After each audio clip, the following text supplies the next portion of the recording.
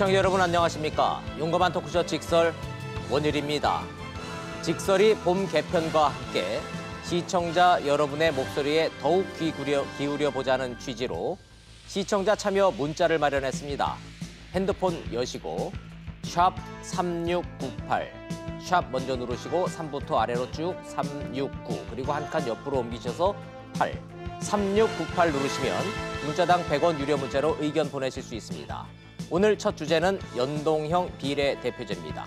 여야 4당이 지역구 225석, 비례 75석, 단일안에 잠정 합의했습니다. 패스트트랙에 태울 일만 남았습니다. 자유한국당만 반대합니다. 제1야당과 여야 4당의 맞대결. 오늘 제가 패널들 입을 통해서 정치권의 복잡한 셈법 이끌어내 보겠습니다.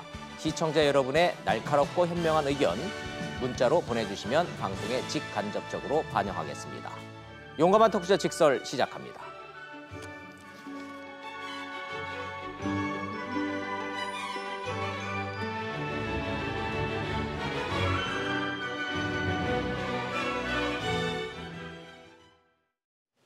함께해 주실 패널 세 분 소개하겠습니다. 먼저 서정욱 변호사 나오셨습니다. 그리고 동국대학교의 김종욱 교수님 나오셨고요. 김상일 시사평론가님 나오셨습니다. 어서 오십시오. 안녕하십니까? 안녕하세요. 네. 연동형 비례대표제, 민주당과 야 3당 잠정 합의안을 들여다봤더니 권역별 비례를 75석으로 늘리겠다. 국회의원 정수 300명은 안 건들겠다. 그대로 유지하겠다. 자연히 지역구는 253명에서 225명으로 줄인다. 이게 핵심인 것 같은데 한국당만 이렇게 되면 차라리 의원직 총사퇴하겠다. 우린 절대 반대다. 이러고 나오고 있습니다. 국회 상황 먼저 보시고 토론 시작합니다. 핸드폰 드시고 샵 3698 유료 문자 100원 의견 주실 준비하시면 되겠습니다. 보십시오. 한국당을 제외한 여야 4당 정개특위 위원들이 어젯밤 연동형 비례제 합의안 초안을 마련했습니다. 의원 정수 300석, 1인 2표제라는 점은 지금과 같습니다. 달라지는 건 의석 배분 방식입니다. 지역구와 비례대표 수를 현재 253대 47에서 225대 75로 조정해 비례대표 비율을 높였습니다. 늘어난 비례대표는 전국을 6개 권역으로 나눠 정당 득표율의 50%를 연동해 우선 배분하기로 했습니다. 비례대표 증가에 대비해 당원이나 선거인단이 비례 후보를 직접 선출하는 방안, 또 선거 연령을 만 19세에서 18세로 한 살 낮추는 방안도 공직선거법 개정안에 담기로 했습니다. 이제 각 당 추인 작업에 들어가는데 최종 합의가 되면 공수처법과 검경수사권 조정법을 묶어 신속 처리, 즉 패스트트랙에 올립니다.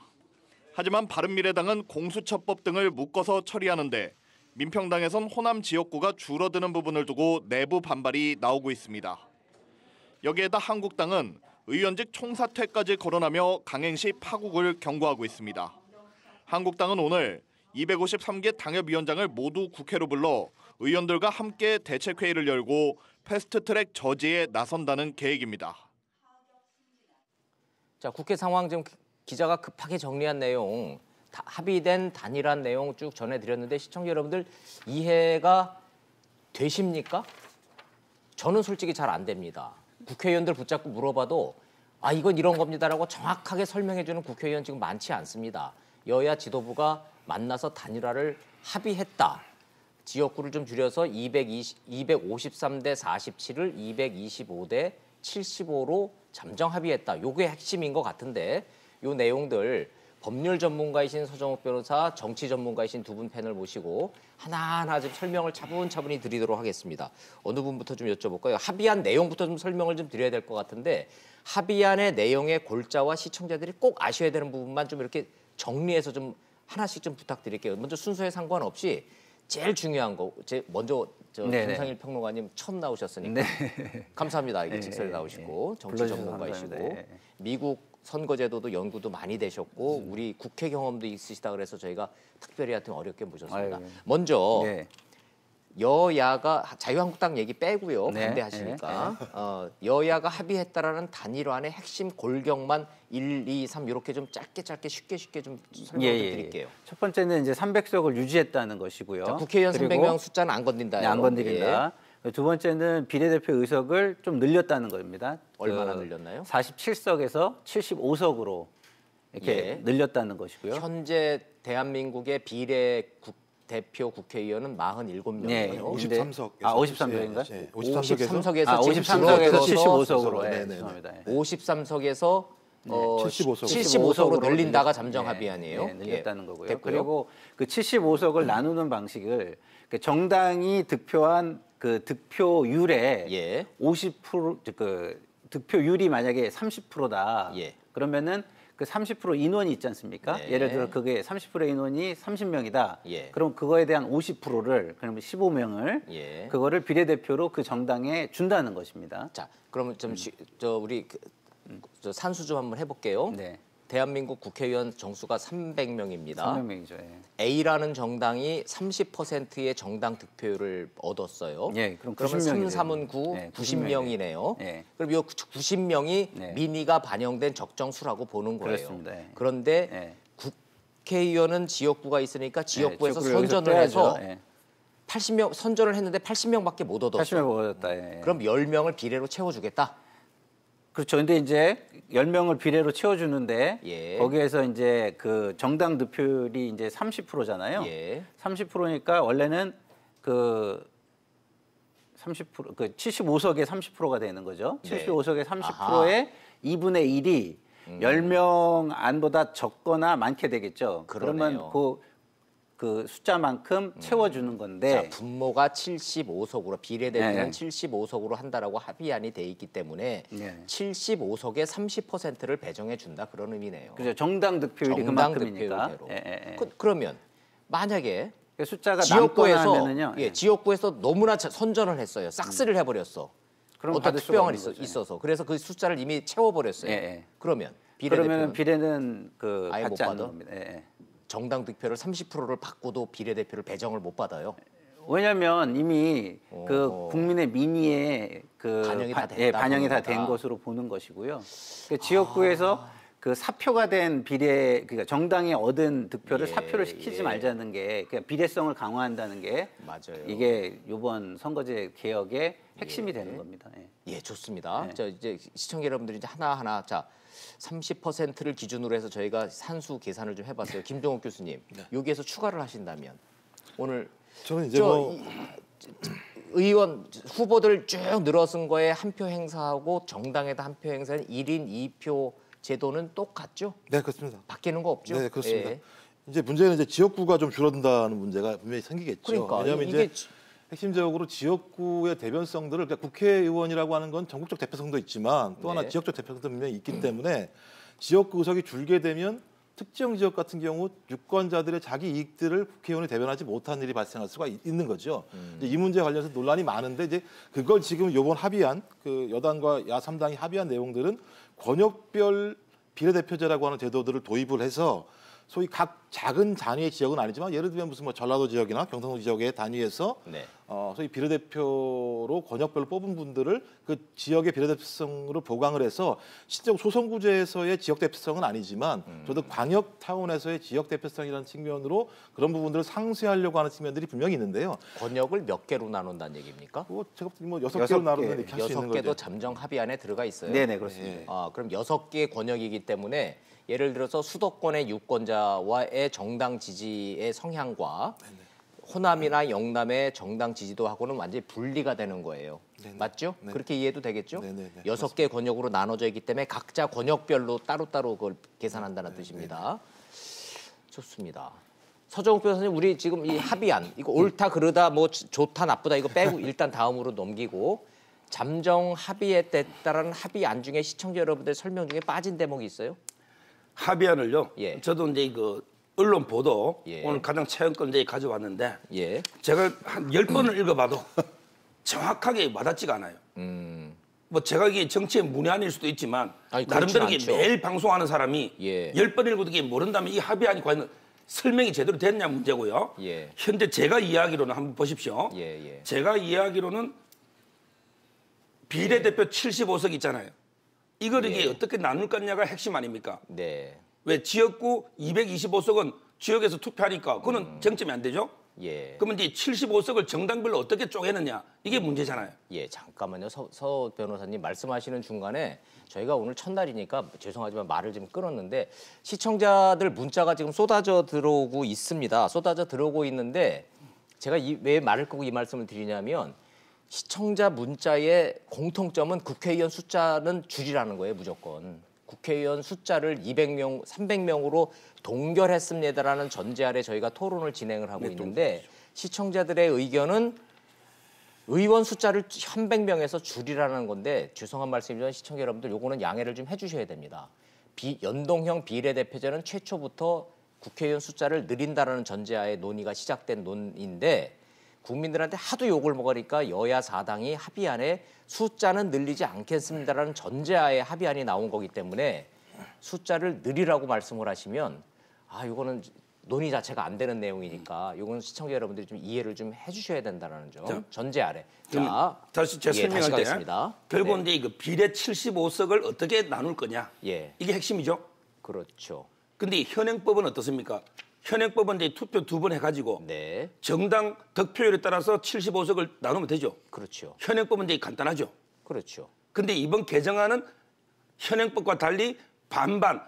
즉 무슨 말이냐면 뭐랑 뭐를 반으로 나눈다는 거예요. 그러니까 이제 전국적인 정당 지지율이 나올 거 아닙니까? 예. 이걸 이제 50%만 반영해서 예. 50% 반영해서 정당별로 쪼개고 그다음에 나머지 50%가 있을 거 아닙니까? 네, 이 나머지 50%는 6개 권역별로 나누어 가지고 예, 6개 권역을 나누어서 그 권역별로 이제 연동을 시켜서 쪼개주겠다. 그래서 심상정이가 예를 든 걸 보면요. 심상정 대표가 심상정 대표가 대표가 이제 예를 드셨는데 서울의 지역구가 44석이에요. 예, 근데 정의당이 한 석밖에 못 얻었어요. 맞아요. 근데 정의당의 전국 이게 중요한 게 권역별이 아니고 전국 지지율입니다. 전국 지지율이 10%라고 봅시다. 예, 정의당의 전국 지지율이 10%인데 서울의 44개 중에 한 개밖에 못 얻었다. 그러면 이제 전국으로 하면 44개니까 4석 얻어야죠. 네, 맞죠? 그렇죠. 그러니까 이제 서울 권역에서 정의당한테 3석 달라 이겁니다. 그러니까 다시 한번 정리해 보면 네, 현행하고 다른 게 현행은 그냥 정당 전국 득표율에 따라서 그대로 쪼개면 쉬운데 이거는 이제 반반 나눠서 50%만 반영해서 정당별로 나눠주고 나머지 50%는 다시 6개 권역으로 나눠가지고 의석수하고 전국 지지율을 연동해가지고 의석을 주는 이런 제도단 말이에요. 자, 이해가 됐습니다. 좀 제가 정정을 제가 해야 돼요. 뭐가 좀 오류가 좀 있나요? 그러니까 저도 이게 실제로 이제 언론 보도가 예만 그렇습니다. 왜냐하면 이제 75석에서 이걸 75석은 있는 것이고 숫자 룸입니다, 룸. 근데 이제 거기에서 얻은 정당 지지율의 50%에 해당하는 걸 비례해서 그만큼의 숫자로 주겠다는 것이고요. 여기에서 나머지 50%가 아니라 남는 의석을 과거식으로 나눠주겠다는 거죠. 남는 의석을. 네, 남는 의석을. 자, 그런데 거기에서 이제 계속 제가 질문이 드리는 게 지역구에서 그 숫자를 넘겨버리는 데는 남는 의석이 없기 때문에 없죠. 배정을 못 못 받는다는 받는 거죠. 얘기예요. 자, 시청자들의 이해를 돕기 위해서 정의당 예를 심상정 대표가 드셨으니까 이 시청자들과 제가 이해하고 있는 일반인의 상식이 맞나 좀 세 분이 좀 검토 좀 해주십시오. 정의당은 현재 의석수가 노회찬 의원 그 지역 포함해서 6석이죠. 그렇죠. 그 중에 지역구는 2개밖에 없죠. 나머지는 비례대표예요. 한석입니다. 한석. 지금 현재. 그럼 나머지는 다 비례대표잖아요. 비례대표를 받은 이유는 정의당의 정당 지지율이 10%가 넘었어요. 10% 정도예요. 그러다 보니 의석수 승자 독식에서는 한석, 2석밖에는 못 얻지만 그렇죠. 지금 4석을 얻었죠. 4석을 비례대표로 받았단 말이죠. 그런데 정의당의 주장은 정당 지지율이 10%면 원래 30석을 300명 중에 10%니까 30석이 돼야 정상 아니냐. 맞습니다. 이 주장입니다. 그래서 민의가 반영되는 연동형 비례대표제를 도입해야 되려는 얘기인데 이거 맞죠? 맞습니다. 주장 논 거는 맞죠? 그럼 시청자 여러분들 이해를 좀 하실 것 같아요. 그런데 김종옥 교수님 반대로 정의당 지지층이나 민주당 지지층이 자유한국당 지지층하고는 완전히 분리돼 있잖아요. 그렇죠? 이른바 진보, 중도, 개혁 세력들이 나는 민주당을 지지해, 나는 정의당을 지지해 나눠져 있을 뿐이지 그분들이 자유한국당 지지층하고 겹치지는 않을 거 아니에요. 그렇다면 그 논리대로 정의당이 10% 지지율을 제대로 민의를 해서 10석을 우리가 받아야 된다 하면 네. 그거는 민주당이 그만큼 의석수가 잃는 거 아니에요? 그러니까 뭐 민주당이 잃을 수 있는 측면들이 분명히 있기 때문에 지금까지 손해 나는 부분이 문제. 있죠. 그러니까 지금까지 민주당이 그것 때문에 이제 머뭇거렸던 측면들이 분명히 많은 건데 예. 적어도 핵심적인 문제들은 그 정당 득표율 자체가 지역구가 너무 퍼센티지가 높기 때문에 네. 정당 득표를 반영하지 못한다라고 하는 측면들 어떻게 보장할 것인가의 문제 때문에 예. 연동형 비례대표제를 선택한 측면이 분명히 있는 거니까요. 그런 측면에서 당연히 민주당이 약간의 의석수의 피해는 볼 수밖에 없지만 네. 또 지금 아시지만 그것만 결합되어 있는 게 아니라 패스트트랙 같은 개념도 민주당 추구하고 싶은 새로 자기들의 어떤 정책들을 담기 위한 하나의 그릇과 연동돼서 이 문제를 가지고 가고 네. 있기 때문에 저는 그런 정도의 측면에서는 민주당이 일정한 의석수의 피해를 보더라도 큰 문제가 없을 거라고 저는 내부적으로 판단했다고 봐요. 그런데요, 네. 저희가 조금 다소 복잡하지만 시청자 여러분들이 현재 화면에 저희가 띄워놓은 저 표를 보시면요, 네. 맨 위에 거는 현재 의석수니까 신경 쓰시지 말고 네.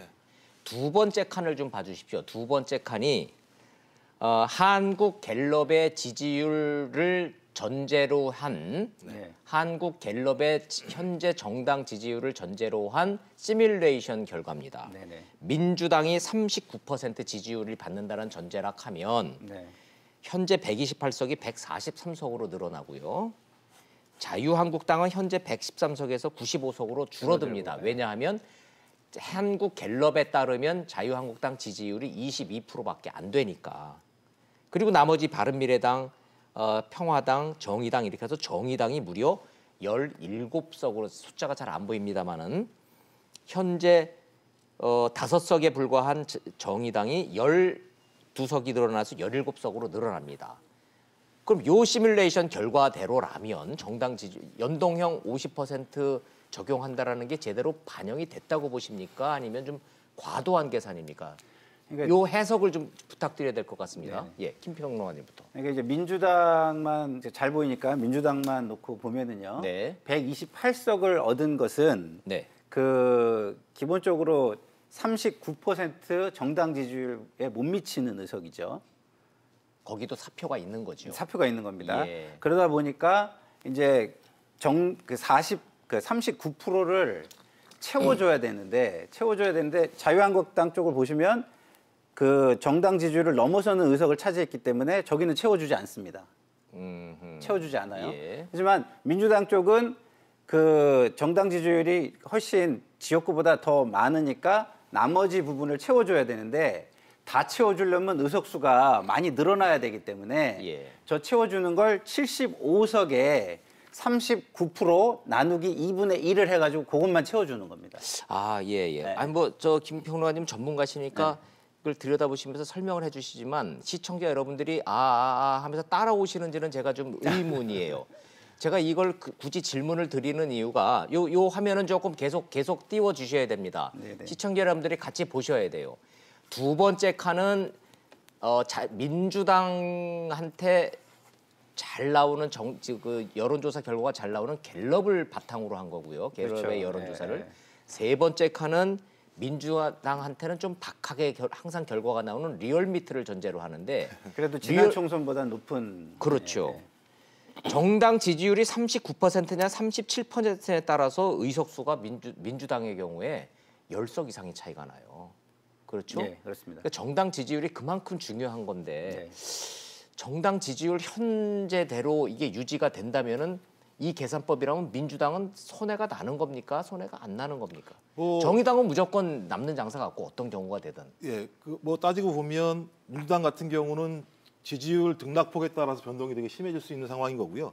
핵심은 뭐냐면 정의당이나 기존의 군소정당들의 경우가 자기가 지역구에서, 그러니까 지역구는 승자독식 개념이니까요. 그렇죠. 무조건. 그러니까 거기서 계속 자기의 국회의원들을 당선시킬 수 없었는데 정당 득표를 그보다 훨씬 더 많이 나오게 되는 거죠. 그동안 군소정당들 같은 경우는 자기 정당 득표율에 비해서 그런 것들이 나오지 않았던 상황들을 보정해주는 측면이 분명히 있기 때문에 예. 군소정당들의 정당 득표율, 그러니까 국민이 지지하는 만큼을 갖다가 국회에 반영하겠다는 의미가 있는 거고 예. 거기에 따라서 원래대로라면 숫자를 더 늘려야 되는 거죠. 숫자를 더 늘려서 왜냐하면 아시지만 OECD 기준이 17만 명입니다. 1인당 국회의원이 네. 10만 명입니다. 근데 우리나라는 17만 명 정도예요. 그러니까 상당히 반영률 자체가 굉장히 높은 거죠. 그런 측면에서 국회의원 수를 늘려야 되는데 국민들의 의사가 300석을 늘려서 뭐 하느냐. 당신들 제대로 일도 안 하면서 이런 논란 때문에 300석이라고 하는 그 박스권에 딱 갇혔기 때문에 저렇게 예를 들면 복잡한 계산이 정당 나오는 득표율 거예요. 효과가 제대로 나오지도 않을 뿐만 아니라 복잡하고 난해한 방식으로 갈 수밖에 예. 없는 또 예. 거기다가 사당들의 이해와 요구가 다 결합돼 있기 때문에 다양한 방식들을 통해서 서로의 이해와 요구를 조정하는 방식들로 만들어지게 되는 좀 국민들이 볼 때는 난해한 측면이 될 수밖에 없는 상황이 된 거죠. 그러면은요, 네. 예, 우리 저 이렇게 좀 정리 좀 하고 가시자고요. 이성적으로 생각하면 대한민국 인구가 5,100만 명입니다. 그러면 인구당 몇 명의 대의원이 필요하냐, 국회의원이 필요하냐는 계산이 나오는데 OECD 기준으로 보면 우리가 낮은 편입니다. 이성적으로만 생각하면 국회의원 숫자 늘려도 돼요. 그런데 지금 밑에 문자 들어오는 거 보세요. 무노동 무임금 하자, 국회의원들 저 숫자 줄여야 된다, 늘리다니 말이 되냐. 아예 저 뭐 해산 얘기도 나오고 국회의원 수를 많은데 늘리는 건 안 됩니다. 그러니까 국민 여론이 국회의원 숫자 늘리는 데는 아예 뭐 이성이고 논리고 따지고 무조건 싫다니까 그 얘기는 아예 빼시자고요. 우리도. 네네. 논의를 하는 데 있어서 국회의원 숫자를 늘려야 된다, 줄여야 된다는 아예 논의 대상에서 제가 빼겠습니다. 그런데 그래서 이렇게 복잡한 민의를 어떻게 하면 정확하게 반영하냐를 가지고 여야 4당이 어렵게 합의안을 만들었는데 자유한국당은요. 그래요? 오케이. 그럼 우리는 줄이겠습니다. 10% 줄여서 과감하게 270명으로 줄이겠습니다. 비례대표는 아예 없앱시다. 이번 기회에. 이렇게 나왔어요. 이거 논의를 하자는 겁니까? 그냥 판 깨려고 어깃장 놓는 겁니까? 자, 항상 그 개혁이라는 것은요. 예. 현행보다 이게 10배는 더 나아져야 개혁하는 겁니다. 네. 현행보다 이게 더 못한 거는 개악이랍니다. 그럼 현행 제도 네. 보다 이게 나아지는 거는 딱 하나 있어요. 비례성을 강화하자는 건데요. 네. 자, 지금 현재 우리나라 정당이 33개입니다. 네. 2018년 기준. 그렇죠? 네. 자, 그러면 이제 예를 들어 대한애국당 우리 태극기 세력 있잖아요. 네. 대한애국당이 지지율이 만약에 3%다. 그럼 대한애국당이 구석 주의됩니다. 또 종교정당이 노가 1%다. 네. 그러면 3석 주의되는 거예요. 그렇죠? 엄청난 다당제로 갈 겁니다. 이게 정입니까? 이 사람들이 지역구만 300명 다 뽑으면 1등을 못하니까 소선구에서는 한 석도 못 얻죠. 근데 1% 정당도 한 석을 주의됩니까? 이런 기본적으로 본질적으로 보면 연동형 비례제 있잖아요. 네. 이게 세 가지가 전제돼야 됩니다. 첫째는 이제 의원 내각제에서 독일에 가능한 거예요. 예. 대통령제는 어차피 성자 독식이에요. 문재인 대통령이 41% 가지고 장관 다 임명하잖아요. 그럼 자유한국당이 장관 6자리 주고 독일은 의원 뽑는 게 집행부를 구성하는 거예요. 그래서 예, 첫째 이게 좋습니다. 권력 구조하고 안 맞다는 거고요. 예. 그다음에 두 번째는 연정이 제도화돼야 돼요. 어차피 한 당이 이런 경우에 50% 얻을 수가 없어요. 그러면 여러 당이 연정을 하잖아요. 근데 우리나라의 연정이 제도화돼 있느냐 이 문제가 있고요. 그다음에 가장 중요한 게 세 번째가 당내 민주화입니다. 그래서 이제 어제 합의에도 민주화 넣었지만 네. 지금 우리 국민의 여론은 좀 전에 앵커님이 봤지만 국회의원 줄이라 이게 가장 큰 여론이에요. 두 번째 여론 비례 줄이라. 비례 누가 하느냐? 옛날에 이게 돈 받고 다 이게 DJ나 YS나 돈 받고 다 공천 준 게 비례입니다. 그래서 이게 전국구 돈 전자 써가지고 이게 비례예요. 지금 비례 당내 민주화에서 당원들이 다 뽑고 그게 맞냐 말이에요. 그래서 이런 첫째 그 권력 구조 의원 내각제 전제하고 그다음에 연정이 제도화되고 그다음에 당내 민주화가 완전히 실현될 때 검토해 볼 수 있는 게 연동형 비례제인데 지금 우리나라는 대통령제예요. 자, 집권당이 40% 넘은 예가 있습니까? 그럼 이게 집권당 의석은 항상 30%대나 극단적으로 작년에 민주당은 25.5%입니다. 자, 문재인 대통령이 됐는데 민주당이 25.5% 의석 가지고 과연 이게 전국이 안정제로 운영됩니까? 이게 네. 근본적으로 안 맞다는 거예요. 좋습니다. 그럼 서 변호사님의 오랜 열띤 토론의 핵심은 대통령제라는 권력 구조를 유지하는 한 연동형 비례대표를 해서 심한 다당제로 가면 전국 운영이 오히려 더 불안해지니 연동형 비례대표제 자체가 반대다라는 개인 의견도 갖고 계시고 제 질문은 자유한국당은 그럼 이 연동형 비례대표제 자체를 받지 않겠다라는 뜻인가요? 자유한국당은요. 예. 의석을 이게 국민 여론에 따르자. 국민 여론이 국회의원 줄이자니까 30석 줄이고 네. 그다음에 비례 줄이자니까 비례 없애서 270석을 지역에서 다 이게 뽑자. 비례가 있는 나라가 대통령제에서 어느 나라에 있어요? 그게 자유한국당이 아니고 얼마나 명쾌하고 원래요. 원래 이게 대도무문이라고 명쾌하고 정리하는 간단해요. 국민이 딱 한눈에 봐서 한눈에 딱 들어와요. 이게 원래 분명해요. 이렇게 복잡하게 설계한다는 거는요. 뭔가 이게 뭐 극단적인 표현을 쓰면 꼼수라는 표현을 쓸지는 몰라. 그건 뭐 지나친 표현인지 몰라도 왜 이렇게 복잡하게 제도를 설계해야 됩니까? 제가 잠깐만 네. 좀 정정하고 싶은 네, 게요. 첫 말씀하십시오. 번째 우리 서 변호사님 말씀하신 것 중에 1% 정당에도 주니까 당이 많이 의석을 가져갈 것이다. 이거는 좀 그 합의안에는 3% 이상의 정당에만 의석을 주게 돼 있고요. 아, 사실관계가 다르군요. 네, 그거는 예. 좀- 그건 아는데요. 네. 제 말은 이게 그 근거를 또 뭐 2%는 안 주고 3 주는 근거도 해야 되는 거. 네, 비례성 어쨌든 강화는. 예, 그 충분한 지지가 있는 정당에만 의석을 주겠다라는 그 취지인 거고요. 그러니까 두 번째 1%짜리까지 가서 그냥 정말로 1%만 얻어도 의원 수가 나오는 거는 아니고 아닙니다. 예를 들자면 현재 상황으로 놓고 보면 조원진 의원의 대한애국당이라는 당이 있잖아요. 네네네. 거기 지금 그 국회의원 한 명이죠. 네, 맞습니다. 근데 박근혜 전 대통령 추종 세력이 여전히 많다 보니 네네. 연동형 비례대표제를 도입을 하면은 예를 들어서 지금 현재 친박당 나오면은 10% 정도는 얻는다는 거 아니에요. 네네, 그럼 맞습니다. 대한애국당에 10명 이상의 국회의원 생긴다는 네. 그런 취지에서 예, 예. 너무 다당제가 당이 예. 많이 생기지 않느냐 이제 이런 취지로 예, 이해를 하겠습니다. 그 부분은 그 부분은 그러나 인정하지만 1%는 팩트는 아니다. 예, 오케이, 팩트는 좀 좋습니다. 바로 예. 잡자는 거고요. 네. 두 번째는 이제 여론이 국회의원 줄이자니까 그걸 따라간다. 이 얘기는 너무 상황 논리인 거죠. 자유한국당이. 왜냐하면 뭐 당신들께서 지지가 좋았을 때는 그런 입장이 아니셨잖아요. 과거에 보면은. 그렇기 때문에 지금 이거를 현재의 나머지 4당이 합의를 이루어내니까 그거를 그 뭐라 그럴까 반대하기 위한 하나의 상황 논리를 들이댄 것이지 이게 면면이 이어져 온 어떤 하나의 논리는 아니다. 그리고 의원 숫자가 줄어들면은 오히려 국회의원들의 권한이 너무 강해지기 때문에 별로 좋지 않다는 게 예. 정치권 전문가들의 대체적인 의견 아니겠습니까? 그러니까 숫자를 줄이는 것만이 능사는 아니다 그 말씀이시네요. 그렇죠. 그렇기 국민 때문에 여러분들이 예, 충분히 국민들의 감정은 이해는 하겠으나 네, 그렇죠. 그렇다고 현실적으로 국회의원 숫자를 200명으로 팍 줄인다고 정치 개혁이 되느냐? 그건 아니라는 말씀. 그렇죠. 오히려 국회의원 권한만 강화해주고 오히려 더 많은 부패를 양산할 수 있는 겁니다. 그럴 사실은. 수도 예. 짬짬이도 더 짬짬이도 더 강해지고. 예. 김 교수님 의견은 뭐예요? 그러니까 이제 일단 핵심은 그 권한을 축소하는 게 가장 핵심적인 거죠. 숫자 문제는 아니다. 아, 지금 숫자의 예를 들면 문제가 아니라 권한을 줄여야 된다. 국회의원들이 가지고 있는 권한이 너무나 막강한데 거기에 비해서 국회의원이 일을 하지 않고 있으니 그런 상황에서 국회의원 숫자를 늘린다는 게 말이 되느냐라는 논리의 핵심적인 문제들은 숫자를 줄이고 높이고의 문제가 아니라 권한을 축소하는 자기 스스로의 셀프 축소가 필요한 거죠. 이걸 하지 않으니까 그것도 하지 않으면서 너희들이 숫자를 늘리라고 얘기하면 국민들이 좋아하겠냐 이런 게 하나인데 또 하나는 계속 말씀하시는 게 이제 문제가 뭐냐면 비례성 강화 문제 같은 경우는요 전 세계적인 추세예요. 프랑스도 지금 비례성을 강화하는 문제를 고민하고 있고 영국도 다 고민하고 있어요.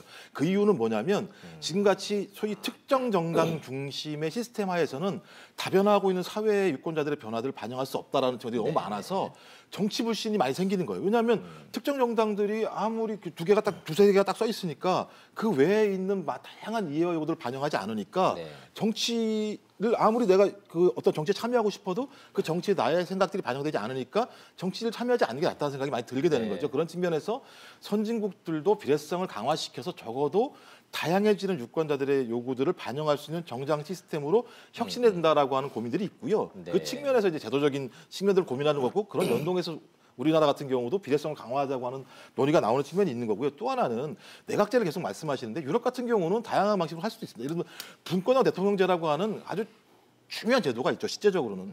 저는 분권형 대통령제를 하게 되면 소위 청와대 권력도 약화되게 되고 국회의 권력도 일정하게 약화될 수 있고 연합정치라는 다양한 방식의 정치를 실험할 수 있기 때문에 저는 핵심적으로 이 문제를 풀 수 있는 부분들은 분권형 대통령제라고 하는 것과 비례성 연동을 같이 갈 수 있는 제도를 선택을 해야 되는데 이건 너무 어려우니까요.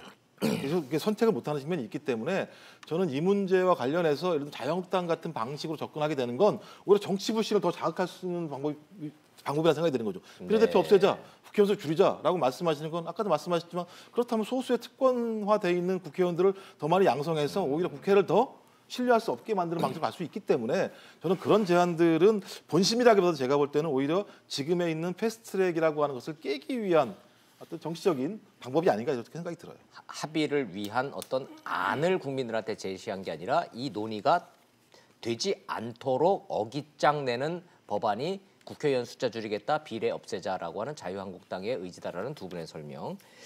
다당제를 전제로 한 연동형 비례대표제에 대해서 전문가 여러분들과 각 당의 셈법 논의하고 있습니다. 이걸 분석해 드리도록 하겠습니다. 샵 3698 문자 주시면은 여러분들의 의견을 반영할 수 있습니다. 지금까지 들어온 전체적인 내용만 놓고 보면 어찌 됐든 찬반 논란을 떠나서 국회의원 숫자 늘리는 거는 대한민국 국민들의 대부분은 감정적으로는 거부감이 엄청 심하시구나라는 거는 제가 문자를 통해서 계속 확인하면서 지금 말씀을 좀 드리고 있습니다. 자, 옳다 그르다 찬성한다 반대한다는 이미 지나간 논쟁이고요. 여야 4당이 잠정 합의안을 만들었기 때문에 여야 4당과 자유한국당의 이 맞대결이 앞으로 어떻게 될 건가 좀 계속 이 도돌이표처럼 이 논쟁만 할 수는 없어서 전망까지 좀 하면서 한 발 한 발 좀 진도를 좀 나가보죠. 서 변호사님. 예. 패스트트랙에 여야 4당이 태우려면 태울 수 있는 거죠. 물리적으로 가능해진 거 아닙니까? 그거는 이제 꼭 아니에요. 그건 또 아니에요? 왜냐하면 이제 패스트 트랙을 하려면 5분의 3, 네. 160석이 필요하죠. 예. 그런데 바른미래당이 당론이 네. 아직 안 정해졌어요. 자, 그러면 왜 그러냐? 예. 바른미래당 당헌을 보면 당론은 이제 그 3분의 2로 정하게 돼 있어요. 근데 의원총회를 했어요. 네. 10명은 현행법이 좋다. 근데 하태경이라든지 바른정당 계열 있잖아요. 예. 이 당들은 그건 말이 안 된다. 8명이 반대를 했어요. 그래서 당론으로 아직 바른미래당이 못 정했고요. 그다음에 민평당 있죠. 네. 민평당도 이게 논란이 좀 있는 게 자, 지역구가 225로 줄죠. 네. 비례가 75가 되니까. 그렇죠. 그럼 이제 지역구가 27개인가 줄죠. 그렇죠. 그런데 이 지역구를 줄이면 호남 같은 데도 이게 많이 줄겠죠. 왜? 호남이 또 인구 대비 많으니. 어디서 줄일 거냐, 지역구를 어디서 줄일 거냐로 가면은 결국은 인구수가 적은 농어촌에서 줄게 된다는 그렇습니다. 말씀이시네요. 수도권보다는 예. 호남이든. 자, 그렇다면 자기 지역구가 없어질 수도 있죠. 의원들이 뭐 개혁이고 뭐고 자기 밥그릇, 자기 지역이 없어지면 이게 아무 의미가 없잖아요. 따라서 저는 이게 의원들이 자율적으로 투표하거나 당론할 때 과연 이게 패스트트랙으로 보내는 게 쉽겠는가? 이런 회의적인 시각이 있고요. 네. 자, 두 번째 한번 보세요. 아까 그 내당 시뮬레이션 띄워줘 보세요. 네. 자, 하나만 더 말씀드리면 내당 네, 아까 시뮬레이션 네. 있죠?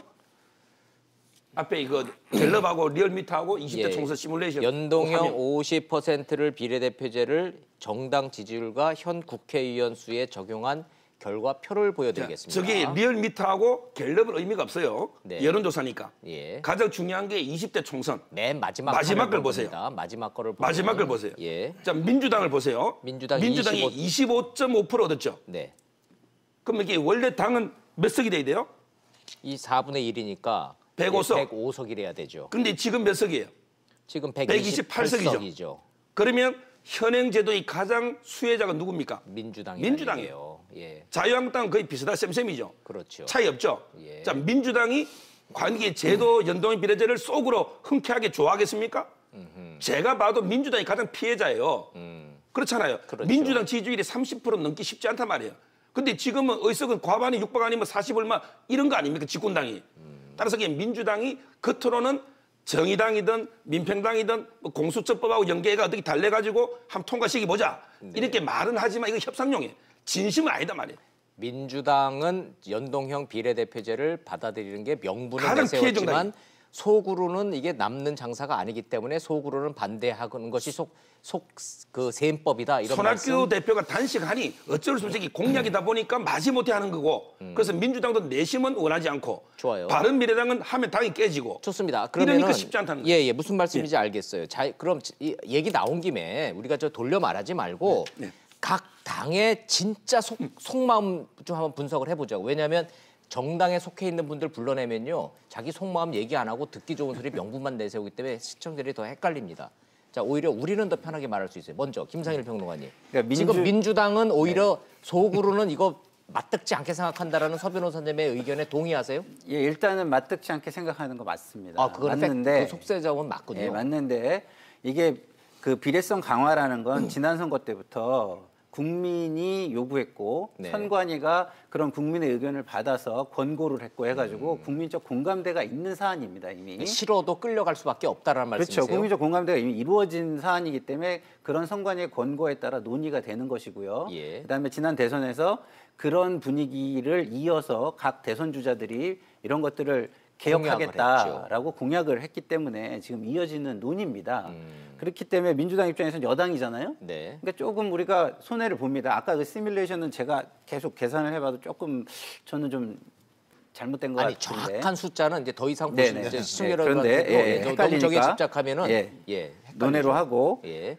그렇기 때문에 처음에는 이해찬 대표의 발언이나 김종민 그 정개특위 간사의 발언을 보면 할 생각 없었어요. 부정적이었어요. 할 생각이 없었어요. 예, 부정적이었는데 이거를 그러면 그래도 받아들일 수 있는 안으로 그러면 국민의 요구니까 국민의 공감되니까 노력을 하자라고 한 발씩 할 수 있는 걸로 오고 있는 겁니다. 이게 민주당의 입장인 거고요. 민주당은 뭐 꼭 이걸 남는 장사다, 저 손해 나는 장사로만 따지지 말고 여당이니까 그렇죠. 싫어도 한번 해보자라는 그리고 쪽이라는 그게 말씀이시네요. 개혁이고 예. 국민이 원하는 방향이고 하니까 책임을 지고 해야 된다는 것이고요.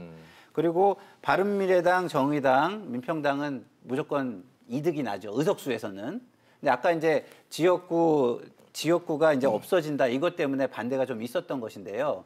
요번에 권역별이라는 걸 집어넣음으로써 이제 권역이 6개 권역으로 생기면서 예를 들어서 소송구에 출마를 못하는 의원들이 지역구가 없어졌으면 호남이라는 권역을 대표하는 권역별 비례대표가 될 수 있기 때문에 사실상 이거를 그 지역구가 없어지는 거에 대한 논란을 완화한 거예요. 이번 합의는. 아, 그 대목부터 시청자 여러분들이 진짜 그러면서 깨우뚱하실 것 같아서 그거는 좀 한 발자국 더 들어가서 좀 여쭤보도록 그래서 제가 볼 때는 하겠습니다. 민평당 같은 경우는 그 논란이 좀 완화됐을 것 같고요. 예. 바른미래당 같은 경우는 아예 선거 제도라는 룰을 패스트 트랙이라는 걸로 해결하는 게 맞느냐라는 근본적인 이견을 제시하는 분들이 몇 분 계신 거예요. 그렇죠. 그렇기 때문에 그거는 이제 당론을 정해야 되는 과정이 좀 남아 있는 것이고요. 예.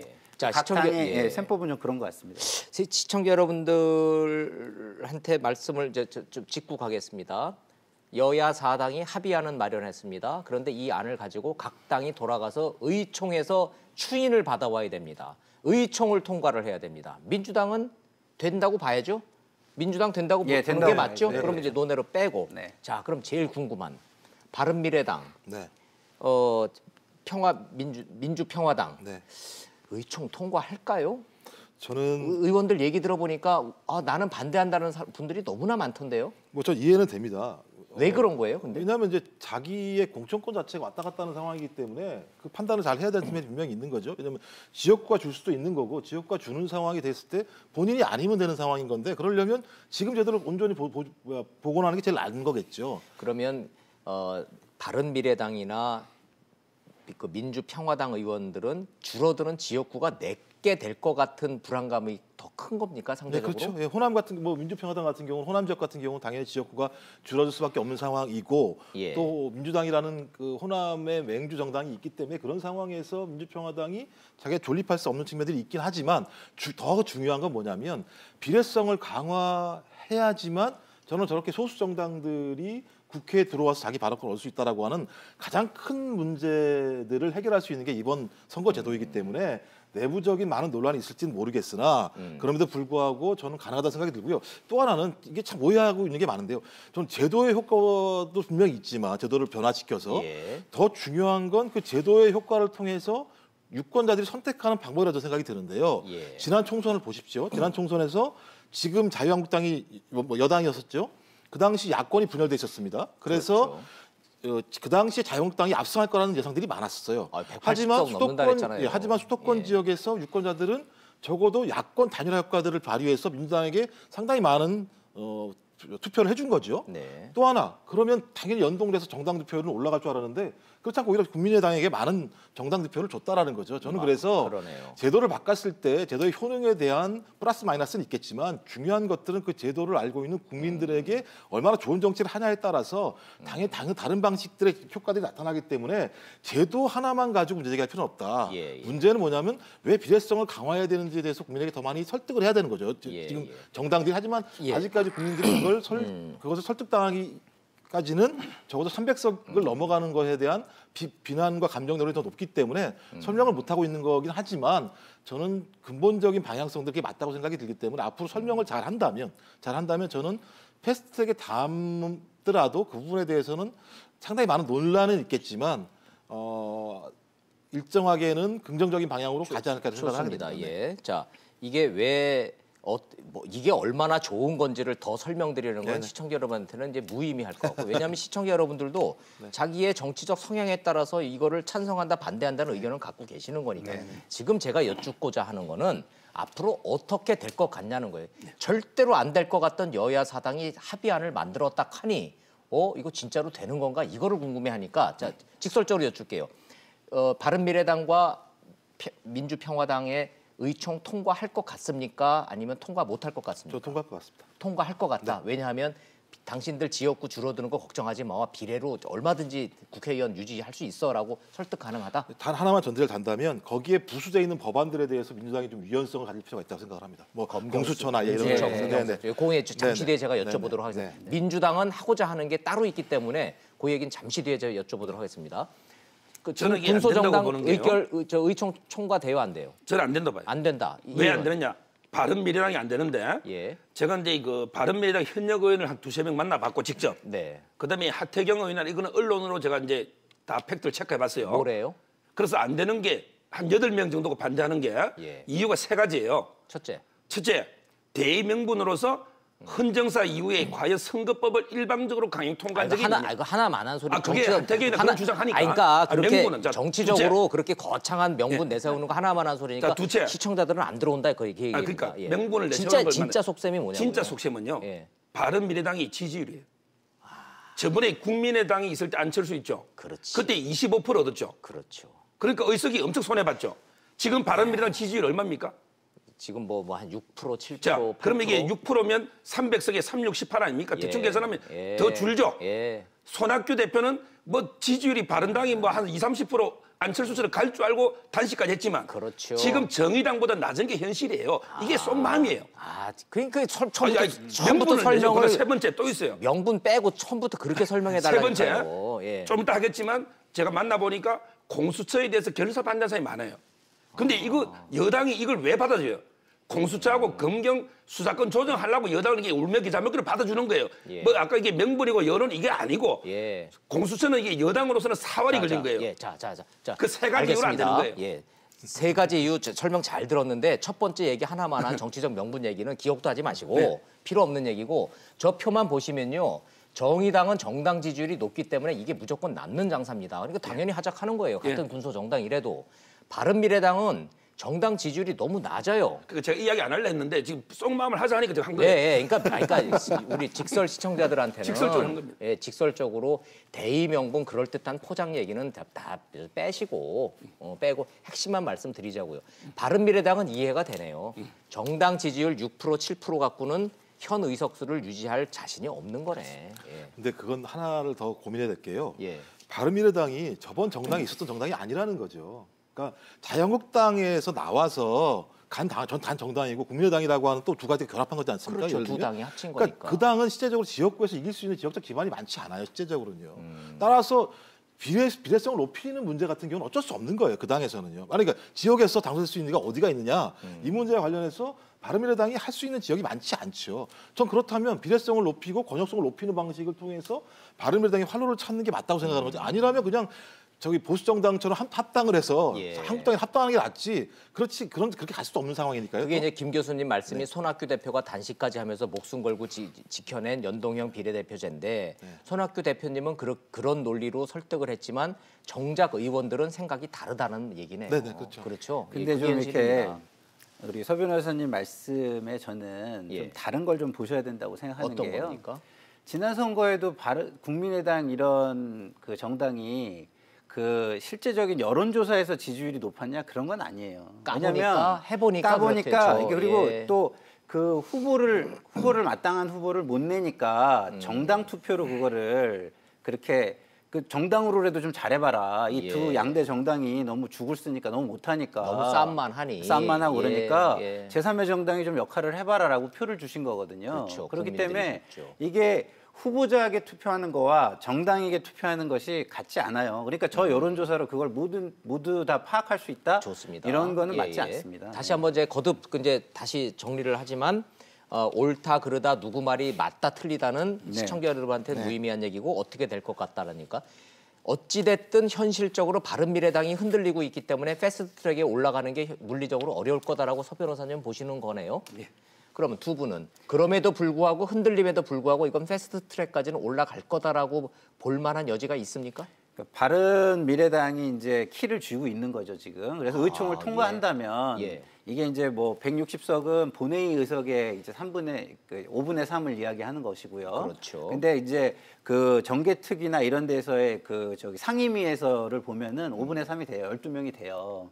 바른 미래당이 오케이를 바른미래당도, 해주면. 그래서 예. 그 법을 보면 상임위에서 지정을 할 수 있고 본회의에서 지정을 할 수 있기 때문에 상임위에서 그 신속 안건으로 지정을 하면 패스트트랙에는 들어가는 겁니다. 들어는 가는 거군요. 들어는 가는 건데 네. 문제는 뭐냐면 그러면 본회의에 이게 올라갔을 때 통과가 될 것이냐라는 네. 부분은 또 이제 별개의 문제인 거죠. 요거 조금 예민한 질문인데요. 그 김상일 평론가님, 네. 바른미래당 일부 중에 제가 이름을 거론하기는 네. 좀 민망합니다만은 몇 분은 네. 만약에 그런 식으로 해서 패스트트랙에 올라가 버리면 네. 오케이 안 그래도 맞아요. 울고 싶었는데 때려주네 하고서는 탈당해가지고 한국당으로 돌아가고 싶은 분들이 몇 분 있거든요. 예. 이래 버리면 네. 바른미래당이 계속 갈 수 있을까요? 그러니까 이제 그런 부분에서 그 김관영 대표의 리더십이 지금 시험대에 올라 있는 올랐다. 것이고요. 예. 그렇기 때문에 내가 진정성을 가지고 설득을 한번 해보고 이게 아니라면 나는 사퇴하겠다까지 말씀을 하시는 거죠. 그러니까 이제 같이 정치를 해보자라고 이제 김관영 대표가 그러네요. 굉장히 이게 간곡하게 이야기를 하고 있는 건데 만약에 이제 몇몇 분들이 나 돌아가겠다라고 하신다면 뭐 굉장히 큰 타격이 바른미래당에 있기 때문에 그거는 또 쉽지 않은 결정이라고는 생각합니다. 그래서 제가 드린 리더십의 예, 문제인 것 같습니다. 리더십의 문제인데 제가 드린 이 질문이 현실화될 가능성 있어요, 김 교수님 보시기에? 그럴 수 있는 가능성이 분명히 충분히 있다고 개연성 생각을 하는 있어요. 거고요. 그러니까 몇 명이나 그럴까요? 뭐 저는 파장을 알 수 없겠지만 적어도 뭐 계속 얘기가 나왔던 게 뭐 5명에서 7명 뭐 이런 얘기가 많이 나왔던 거 아닙니까? 5, 6명, 저는 그래서 7명. 예. 이제 근데 이제 그런 상황들이 오는 것들 자체들은 저는 어쩔 수 없는 하나의 과정이라는 생각이 들어요. 과정이라는 생각이 들고요. 네. 이제 문제는 패스트트랙에 태운다라고 하는 얘기는 저는 일단 한 배를 탄다는 얘기이겠죠. 예. 그 한국당을 제외한 정당이 적어도 다음 총선 전까지 한 배를 탄다라는 과정이 있기 때문에 문제는 그 진영 자체가 얼마나 자유한국당과 다르게 새로운 정치를 펼쳐서 지지율을 받느냐에 따라서 패스트트랙이 그 이후에 배가 띄워졌는데 네. 순항할 거냐 말 거냐 순항이 된다면 좋겠지만 네. 저는 그 다음부터는 그거는 모른다는 국민 얘기네요. 지지와 여론에 아무도 따라서 모른다는 변할 얘기. 거라 이렇게 생각이 듭니다. 자, 요 대목에서 유시민 알릴레오 작가의 예언에 대해서 한번 우리가 토론을 좀 해보죠. 한국당 때문에 다 안 될 거다. 뭐 이런저런 거 다 안 될 거다. 뭐 패스트트랙이고 뭐고 한국당 때문에 안 될 거다. 한국당을 탄핵해야 된다. 이 발언을 했는데 뭐 탄핵해야 한다고 본다는 뭐 좀 빼고 한국당이 반대하는 한 이 패스트트랙에 올리든 뭐를 하든 연동형 비례대표제 안 될 거다라고 하는 유시민 작가의 저 예언 어떻게 보세요? 저는 이제 예언은 결과는 맞게 예언했다 봐요. 한국당이 반대하는 한 안 된다 이렇게 보시는 안 거예요? 됩니다. 아하. 저도 이제 헌정사 한번 아주 옛날에 제가 45년까지 못 찾아봤지만 네. 우리가 이제 87년 이후만 한번 봅시다. 선거법은 선거의 룰을 정하는 거죠. 그렇죠. 이 룰은 양자 합의하에 정해야 되죠. 예, 게임의 룰이니까. 게임의 룰을 어느 일방이 정해놓고 선거하자. 자유한국당에게 전원 사퇴합니다. 예. 전원 사퇴. 이거는 이게 말도 안 되는 이야기고 아까 명분 이야기했지만 예. 그다음에 바른당요. 아까 5에서 7명 했지만 네. 이걸 당론으로 이게 밀어붙이면요. 당이 두 쪽은 나서 탈당이 됩니다. 당이 두 쪽은 나버려요. 예. 바른당도. 그래서 이제 그리고 민평당도요. 지금 솔직히 민평당 지지율은 또 얼마입니까? 제가 수치 언급 안 하겠습니다. 예. 민평당이 비례 1에 바꾸면 아까 3%가 마진을 했죠. 예, 예. 민평당 지지율이 3%를 계속 넘고 있습니까 지금? 저도 이게 최근에 본 거는 따라서 이게 과연 민평당에서도 흔쾌하게 찬성하느냐. 저는 이제 가장 강하게 주장하는 건 정의당. 정의당은 확실하게 남는 장사 맞아요. 예. 그 외에는 없거든요. 그래서 저는 민주당이 하는 거 하면서 자유한국당이 만약 결사 반대하면 이거 명분으로 예. 설거머니 처리하지 않을까. 이게 유시민의 예측이고 저도 그런 예측이에요. 같은 전망을 하시네요. 예. 자유한국당이 반대하면 결과적으로는 안 될 거다라고 하는 그 전망은 물리적으로 맞는 것 같다라는 계산입니다. 맞습니다. 자, 그럼에도 불구하고 이 얘기는 안 할 수가 없는데 민주당이 손해가 남에도 불구하고 이거를 책임감을 갖고 하려고 하는 가장 큰 이유는 사실은 속마음은 이거 같이 묶어가지고 검경 수사권 조정하고 공수처 설치하고 싶어서다.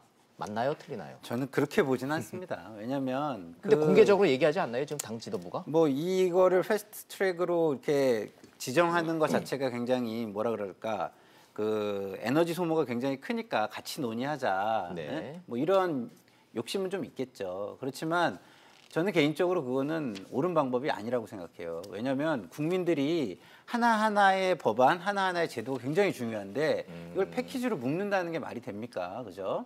그래서 그런 비판이 지금 나오고 있는 거고 네. 그래서 10개에서 3개까지로 사실은 줄어든 것이거든요. 공수처와 그다음에 검경 수사권 조정은 적어도 국민의 공감대가 있다라고 생각하니까 3개까지 줄인 건데 네. 그마저도 뭐 국민의 비판이 지금 나오고 있습니다. 묶는 게 맞지 않다고. 그래서 국민의 비판이 충분히 일어난다면 저는 그마저도 고집하지는 저는 않을 거라고 봅니다. 묶인 거 아닙니까? 현재?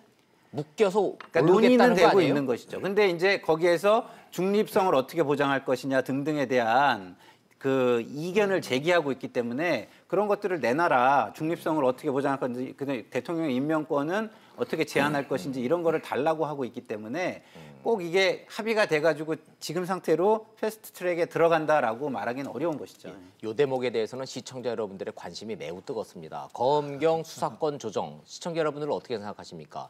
승리 사건, 버닝썬 사건, 김학의 전 차관 사건을 하면서 검찰을 믿겠습니까? 경찰을 믿겠습니까? 물어보면은 둘 다 못 믿겠다가 많을 거라고요.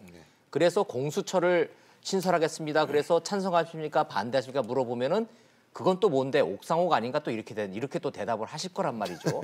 하나하나가 밤새 토론거리기는 한데 네. 중요한 거는 여당은 묶어서 같이 올려서 처리 좀 해보겠다는 거는 그건 팩트 아닙니까? 예, 그러니까 뭐 사실적으로 얘기하면 민주당 같은 경우는 선거법 관련해서 양보를 한 거죠. 그리고 이제 거기에 선거법 손해 볼 테니 네네. 이 개혁 입법안 좀 처리합시다. 예, 입장을 이거죠? 선회해서 한마디로. 야3당이 요구한 거 받아줬는데 거기에 입각해서 반대로 예를 들면 그 말씀하신 공수처, 검경 수사권, 그다음에 자치분권 이 3가지 정도 같은 경우를 엮어서 좀 선진화되어 있는 사회로 갈 수 있는 법안을 하자라고 얘기하는 거죠. 저는 이건 아까 말씀하신 것처럼 꼼수 이런 개념은 아닌 것 같고요. 예를 들면 그 촛불 정부라고 하는 자기 스스로의 정체성에 대한 규정은 있는 것 같아요. 그래서 촛불 정부가 뭐냐? 그럼 기존의 권력을 가진 사람들이 권력을 잘못 휘둘러서 발생한 많은 문제 때문에 많은 국민들이 그 3, 4개월 동안 차 바닥에 나와서 시위한 거 아니냐. 그런 일이 없게 하기 위해서라면 특별한 방식이지만 공수처가 저는 보편적으로 생각하지 않습니다. 특별한 방식이지만 공수처라는 제도를 통해서 국민들이 그렇게 바라는 부분들을 제도적으로 설치하자. 근데 거기에 핵심적으로 연동되는 게 검경 수사권 조정의 문제가 연동돼 있는 거죠. 또 하나는 마지막으로 자치분권이라는 건 뭐냐면 권력을 일정하게 지방에 나눠주겠다는 얘기입니다. 저는 이런 걸 통해서 좀 더 소위 사회를 선진화시키겠다는 방식이기 때문에 이걸 꼼수라기보다는 어쩔 수 없이 같이 엮어서 태울 수밖에 네. 없다는 생각이 드는 거고요. 저는요 공수처 있잖아요. 제가 칼럼도 몇 번 썼지만요. 지금 그 의도가 상당히 순수하지 않다 봐요. 현 정권이요. 검찰이나 경찰을 이용해서 전직 대통령 2명 구속, 전두환 1명 재판, 뭐 양성태부터 얼마나 이 검찰을 이용해서 100여 명 이상이 구속돼 있잖아요. 그러면 이게 정권이 만약에 바뀌면 그 부메랑에 대해서 자기들도 처벌될 수 있으니 그러면 이게 공수처를 지금 도입하면요. 임명권은 누가 가집니까? 현 대통령이 공수처장 임명하면 임기 3년 가고 그 밑에 수사관들 있죠. 네. 수사관들에게 자기들이 뽑아나면 평생 갑니다. 왜? 공수처하고 검찰하고 인사교류 안 하면 공수처에 한번 딱 가면요. 평생 그 수사관 돼요. 그럼 자기 마음에 맞는 입맛이 코드 맞는 사람들에게 다 공수처에 임명해놓으면 다음에 이게 정권이 바뀌더라도 자기가 정치 보복 당할 가능성이 없잖아요. 그런 것 의도로 저는 이게 도입하자고 주장하는 거지. 이제까지 검찰을 이용해서 적폐청산한다고 자유우파 보수 지금 몇 명이 구속돼 있는 겁니까? 이제 와서 검찰 못 믿겠으니 공수처하자. 이게 말이 되느냐 말이에요. 예, 알겠습니다. 오늘의 주제가 공수처 설치를 해야 되냐 말아야 되냐가 아닌 관계로 이제 서 변호사님이 그런 이유로 법조인으로서 나는 반대한다는 개인 의견을 좀 하는 걸로 좀 하고, 오늘은 선거구제 개편 얘기를 하려다 보니까 공수처 설치와 검경 수사권 조정 얘기를 안 할 수가 없습니다. 왜냐? 여당이 한 패키지로 묶어버렸으니까. 이 얘기 때문에 이렇게 좀 찬반 논란으로 갔는데, 이거는 논의가 진전이 되면 하나하나가 다 거대 담론이기 때문에 따로 가도록 하겠습니다. 자, 이런 가운데 결국은 시청자 여러분 쭉 보시면은 문자 쭉 보셨지만 자유한국당의 경우에도 지지합니다라는 문자 쏟아지고 있고요. 자유한국당 해산하라라고 하는 문자도 쏟아지고 있습니다. 이렇게 정치권에 대한 국민들의 반응은 극단적이고 치열하게 양극화돼 있습니다. 자, 결국은 누구를 지지하느냐가 제일 중요하고, 언론 입장에서는 여론조사를 신경 쓰지 않을 수가 없는데, 저는 정말 이거 궁금합니다. 목요일 날은 리얼미터가 나오고요. 금요일은 한국갤럽이 나옵니다. 이거 저 찬반문을 떠나서 김종욱 교수님, 이 학술적으로 어떻게 여론조사가 이렇게 다를 수가 있죠? 결과가? 왜 리얼미터의 이 문재인 대통령 지지율과 한국갤럽의 지지율이 이렇게 차이가 나는 거는 어떻게 해석을 하십니까? 그러니까 이제 쌍방 그 조사 기관에서 얘기하는 내용은 그런 거지 않습니까? 한쪽에서 뭐냐면 다른 쪽이 ARS 자동응답 방식으로 하게 되니까 네. 중도층이나 정치 무관심층 같은 게 조사에 반영이 어려운 측면이 있다. 이런 사람들이 별로 반영을 하지 않게 되는 측면이 있으니까 당연히 그쪽에서 자유한국당 지지율이 높아지는 상황이 발생한다라는 네. 거고, 또 다른 쪽은 샤이보스 같은 경우는 이 상황 때문에 자기 의견을 얘기하지 못했는데 자동답이니까 예를 들면 전화 면접이니까 전화 면접이니까 자신에게 감추는 경우가 많다, 이런 것들의 차이가 난다, 이렇게 서로들 얘기하는데요. 제가 볼 때 핵심적인 키워드는 이 두 가지 조사만 가지고 얘기해서 그런 것 같긴 해요. 왜냐하면 다른 조사가 분명히 하나가 끼어들어 있습니다. 근데 그 조사에 의하면 트렌드는 그래요. 민주당은 40%대에서 30% 후반대로 주저앉은 건 사실인 것 같다. 하지만 역으로 자유한국당은 20%대에서 30%대로 올라간 게 아니라 20%대 후반 정도로 올라간 건 사실인 것 같다. 저는 이게 예를 들면 지금으로 따지면 추세적인 경향들을 나타내는 것 같은데, 네. 하지만 결론적으로 그런 게 맞는 거죠. 민주당의 지지율은 경향적으로 하락하고 있고, 그다음에 한국당의 지지율은 상승하고 있지만 한국당이 얘기하는 것처럼 상당히 치고 올라가는 방식은 아니다. 저는 이렇게 보는 게 맞는 것 같고요. 저는 이건 조사 기법의 차이에서 나오는 거라 생각이 듭니다. 홍준표 대표의 경우에는 갤럽은 너무 민주당과 문재인 대통령한테 후하게 나오기 때문에 갤럽 조사의 한국당 지지율은 곱하기 2.5를 해야 되고, 현 여권에 대해서는 마이너스 2를 해야 된다고 주장을 할 정도로 갤럽이 자유한국당에 박하게 나오는 건 사실인데, 그 갤럽조차도 부정과 이게 그렇게 교차했죠. 이게 팩트가 좀 잘못된 것 같은데요. 예. 갤럽하고 리얼미터가 한국당 지지율이 다른 거는 맞아요. 네. 리얼미터는 이제 32% 나오고 네. 갤럽은 이제 20이니까 맞죠. 그렇죠. 그러게 두 개 공통점이 있어요. 뭡니까? 바로 이게 문재인 대통령에 대한 지지가 낮다는 데드 크로스입니다. 교차 리얼미터도 있다. 예. 가장 최근 걸 보면 지지는 한 45, 부정이 50 넘었어요. 그다음에 갤럽도요. 긍정보다 이게 부정이 더 높았어요. 그거는 이게 두 개가 똑같습니다. 문재인 대통령 지지율은 따라서 저는 근데 이 지지율이요. 한번 보세요. 우리나라는 이제 항상 보면 보수가 40, 진보가 한 40, 중도 20으로 보거든요. 네. 근데 진보 쪽에는 민주당도 있고 정의당 지지율도 만만치 않아요. 그렇죠. 그러게 보수 쪽에는 자유한국당 말고 이제 대한애국당이 있지만 그 지지율은 미미하거든요. 그렇다면 이게 자유한국당 지지율이 저는 이게 수치상으로는 상당히 저평가돼 있다. 왜? 보수 국민 또 이게 문재인 대통령 부정하는 데드 크로스가 50이 넘는데 그럼 이게 그 당들이 도대체 누굴 지지하냐 말이에요. 현실적으로 이게 바른미래당은 보수로 보기는 어렵거든요. 주류는 이게 호남 진보 쪽이기 때문에 따라서 저는 자유한국당이 상당히 저평가돼 있다 이래 봅니다. 한국당 지지율은 저평가돼 있다라고 한국당이 주장하고 있는 거죠. 제가 그래 주장했어요. 예, 한국당과 서정욱 변호사님이 주장하고 분석하고 해석하고 계시다라는 얘기까지 전해드렸고, 김상일 평론가님은 이 지지율에 대한 이 추세 어떻게 보십니까? 문재인 대통령 지지율 긍정 부정 평가가 교차했다라는 거는 수치로 나오고 있고, 민주당 추세, 한국당 추세. 요것만 좀 평가를 좀 부탁드리겠습니다. 그러니까 추세는 어떤 여론조사나 비슷하게 나오는 게 맞습니다. 그러니까 네. 사실은 그 조사 기법에 따라서 어느 수치가 나오냐보다는 그 방식의 추세를 보는 게 맞는 거죠. 이런 방식의 추세는 뭐냐, 그다음에 ARS 방식의 추세는 뭐냐 이걸 보는 건데 네. 추세 자체는 여당이 좀 하락하고 있고 그거는 맞는 것 예, 같다. 자유한국당이 증가하고 있는 건 맞는 것이죠. 예. 그런데 이제 문제는 뭐냐? 거기에 최고 고점, 예를 들어서 지지층이 예를 들어서 한 30%다. 그러면은 30%를 확 넘어갈 수 있겠느냐? 그러니까 외연 확정이 가능하겠느냐? 이런 건 또 다른 문제거든요. 그래서 네. 지금부터 보는 것이 또 굉장히 재밌는 관전의 포인트가 될 것이다. 맞습니다. 이제 총선은 1년 뒤로 나왔고요. 문재인 대통령과 문재인 정부에 대한 기본적인 평가는 내년 총선에서 나올 것인데 이 총선을 앞두고 여야가 민심을 어떻게 잡고 뭘로 어필해야 되는지는 정치권의 고민이니까 여야가 같이 좀 고민을 좀 해보는데 오늘은 연동형 비례대표제를 놓고 여야 각당 5당의 속마음까지 한번 저희가 해부를 좀 해봤습니다. 표현상 다소 좀 거친 표현도 좀 있었고 아무래도 정당 얘기를 하다 보니까 여야가 이 패널들도 이 선호의 문제가 좀 있었습니다만은 그거는 좀 불가피했다고 시청자 여러분들이 좀 양해를 해주시기 부탁드리겠습니다. 샵 3698로 시청자 여러분들의 문자를 유료 문자로 받고 있습니다. 직간접적으로 방송에 반영해 드리도록 하겠습니다. 오늘 말씀 여기까지 듣고 패스트트랙에 올라가는지 여야 의총 결과 나오면은 다시 한번 여러분들 모시고 토론 한번 해도록 하겠습니다. 말씀 잘 들었습니다. 고맙습니다. 고맙습니다. 감사합니다.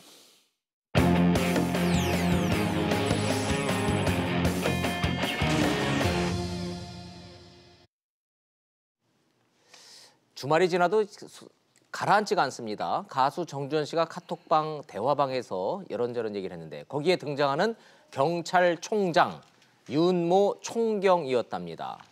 자, 멤버들과 친분은 유지했고 골프 치고 밥은 먹었지만 돈은 받지 않았다면서 유착 의혹을 전면 부인했다는데 이 내용 정리한 영상 보시고 이슈 따라잡기로 돌아오겠습니다.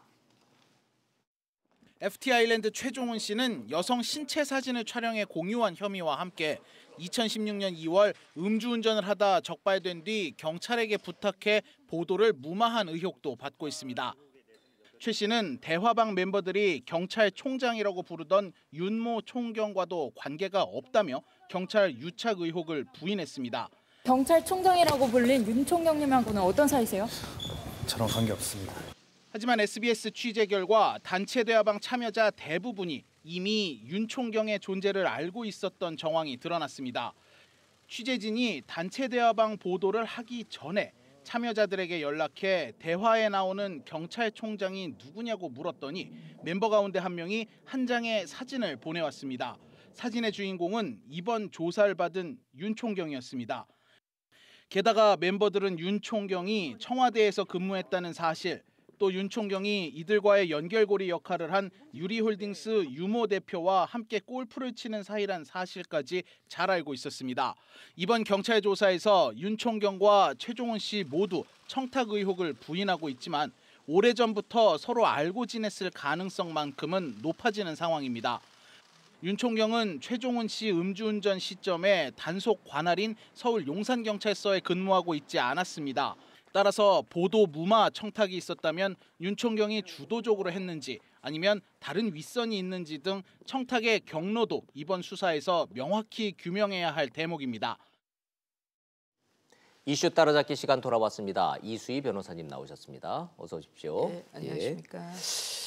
뭐 30년 취재를 한 저나 법조계에 계시는 이수희 변호사님은 경찰의 직급에 대해서 익숙하게 다 잘 알고 있지만 의외로 일반 국민들 시청자들이 경찰 직급 잘 모를 수 있으니까 경찰서장 그러면 강남 경찰서장이면 총경이잖아요. 그게 전국에 한 600명 정도 된대요. 600명. 예, 그러니까 경찰 식구들 중에서 예. 600명. 경찰서장님이다 그러면은 600명이에요. 예.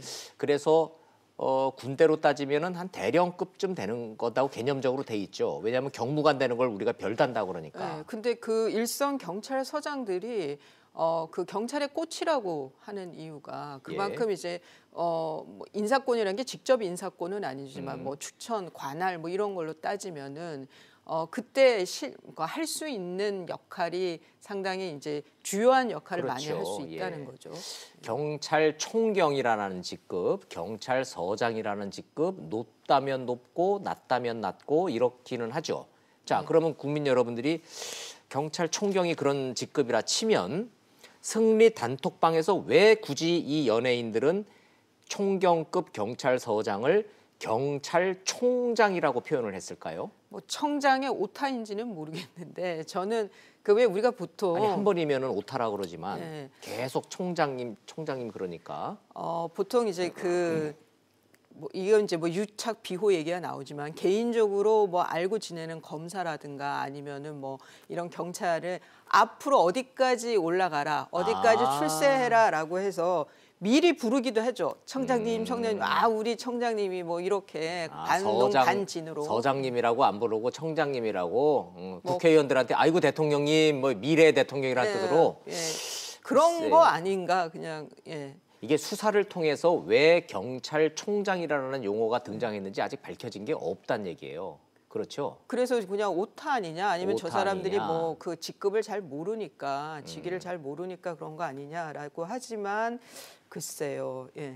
근데 제가 이제 이 질문을 드리는 이유는 그 카톡방에 보면 저 연예인들이 저런 클럽이라는 걸 해서 저렇게 돈을 벌고 저렇게 하면서 문제 생기면 단속에 걸리면 경찰에 돈 주면 되고 나는 그래서 대한민국을 사랑한다 그러고 돈으로는 모든 것이 해결되고 공직자들을 저렇게 쥐락펴락하는 연예인들과 이 공직 사회의 저 유착과 결탁 문제는 이번 수사를 통해서 좀 하나하나 나오고 있는 것 같은데 이 좀 누구까지 수사가 진행되고 있어요? 지금 이제 저 단톡방에서 거론된 내용들을 보면 저 최종훈 FTI인데 뭐 최종훈이라는 사람의 음주운전 그 단순 음주운전이 아니라 측정에 불응해서 도망까지 간 걸로 보여. 뺑소니까지.